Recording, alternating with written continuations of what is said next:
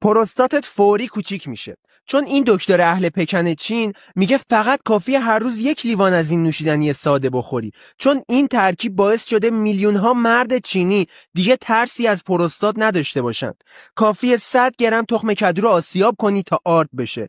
تخم کدو سرشار از زینک که برای سلامت پروستات لازمه.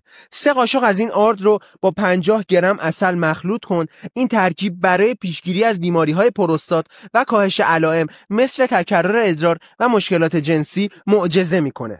ترکیب رو توی یخچال نگه دار. برای مصرف 1 قاشق ازش رو توی 1 لیوان آب بریز. حدود 250 میلی لیتر آب میخواد و هم بزن. هر روز صبح بعد از غذا بنوش. به مرور زمان اندازه پروستات کم میشه و کیفیت زندگیت رو بهتر میکنه. برای اینکه خستگی از تنم در بره 3 تا قلب قرمز برام کامنت بذار و این ویدیو رو برای مردایی که بالای 40 سال سن دارن و میشناسیشون بفرست تا از پروستاتشون همین الان پیشگیری بکنن.